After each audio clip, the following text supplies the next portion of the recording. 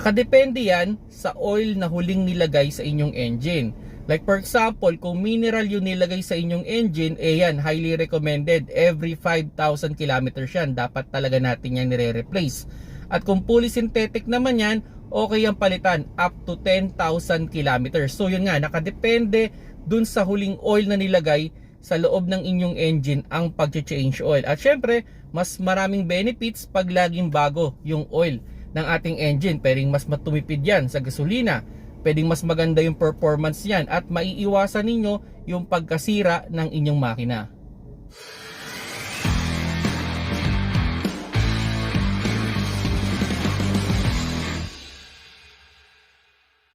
Hello mga paps, I'm Kuya Shane at may na-receive akong question. Dapat daw ba talagang mag-change oil every 5,000 kilometers? Okay, yun nga, depende yan sa oil na huling nilagay sa inyong engine. Kasi kung ang nilagay dyan ay mineral o yung tinatawag nilang ordinary oil o yung mas murang oil, yes, every 5,000 kilometers, kailangan nyo talaga magpalit ng oil at magpalit ng filter.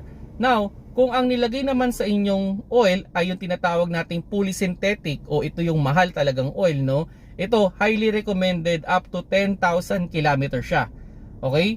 So, yung iba naman, ibang magaling dyan, no, na talagang inaalagaan nila yung kanilang makina, kahit fully synthetic, minsan in-early change oil nila, or kung sakali man, every 5,000 kilometers, pinapalitan pa rin nila yung filter, although naka-state pa rin yung oil.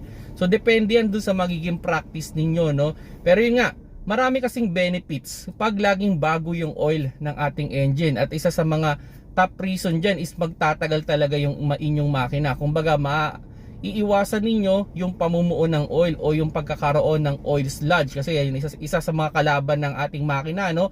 Pag na-overstay yung oil, okay, masyadong matagal, masyadong lumapot, so may tendency na bumara yan dun sa mga dinadaanan ng oil. So hindi na makakaikot ng maayos yung ating oil, at ang effect nun, eventually masisira yung ating makina. At yun, syempre, kung gusto nyo ng magandang performance, magaan tumakbo yung sasakyan ninyo, dapat laging bago sana yung oil o dapat pinapalitan talaga natin, ano? At yun nga, makakatipid din kayo sa gasolina.